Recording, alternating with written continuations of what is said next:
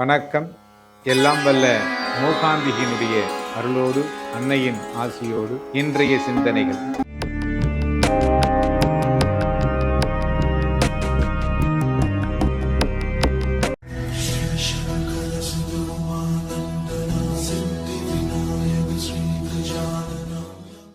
இறைவனுடைய நாமத்தை எப்படி வேண்டுமானாலும் உச்சரிக்கலாம், ஆனால் அது இறைவனுடைய நாமமாக இருக்கும். வால்மீகி மரா மரா என்று நிறைய இடங்களில் அவர் உச்சரித்திருக்கிறார்.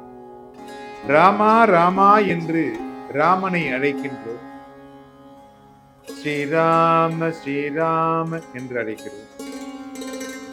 அதேபோல் ஹரே ராம ஹரே ராமா ஹரே ராம ஹரே ராமா ஹரே கிருஷ்ண ஹரே கிருஷ்ணா, இந்த மாதிரி இறை நாமத்தை நாம் அழைத்துக் கொண்டே இருக்கிறோம்.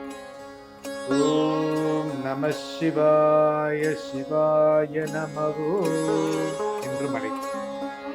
ஸ்ரீராம ஜெயம் எழுதுகிறோம், சரவணபவா என்று கூறுகிறோம், ஓம் சக்தி என்று அழைக்கிறோம். இதற்கு எல்லாவற்றிற்கும் பலன்கள் நம்மை தேடி வரும். ராமா என்று அழைக்கிறோம், ரமா என்றும் அழைக்கிறோம். ரமா என்றால் மகாலட்சுமியினுடைய சொரூபம் இந்த ரமா. ஏன்னா லலிதா சகஸ்ரநாமத்தில் சச்சாமர ரமாவாணி,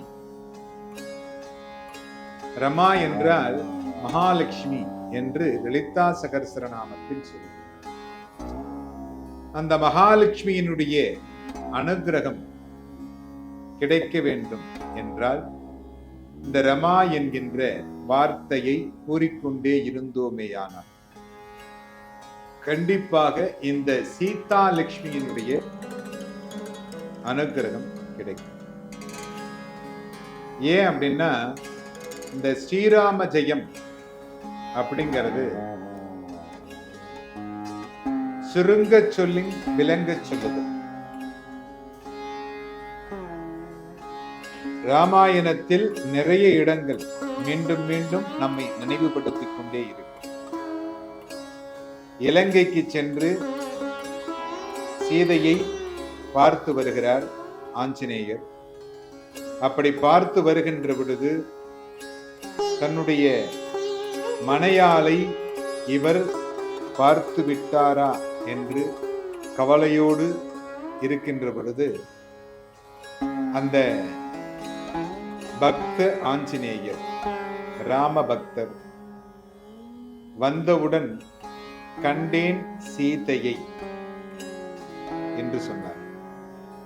அதேபோல் இந்த சீதாதேவிக்கு ராமன் வெற்றியடைந்து விட்டார் என்கின்ற செய்தியை சொல்லுகிற பொழுது இவருக்கு வார்த்தைகள் வரவில்லை, ஆஞ்சநேயருக்கு வார்த்தைகள் வரவில்லை.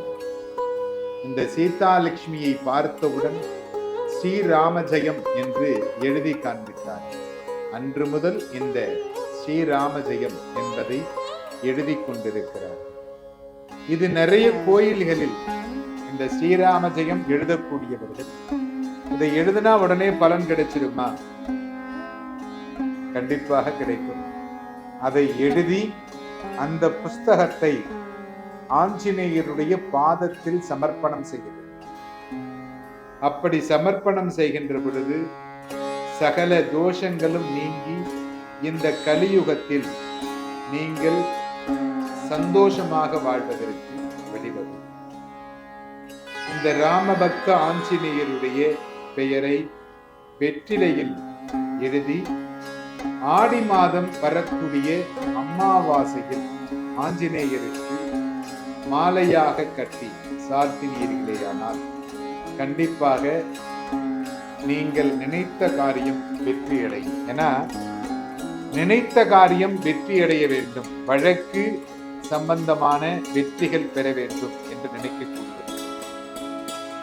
இந்த ஆஞ்சநேயருக்கு வெற்றிலை மாலையை சாற்றினீர்களேயானால் கண்டிப்பாக வெற்றி கிடைக்கும். அதில் எந்த ஐயமும் இல்லை.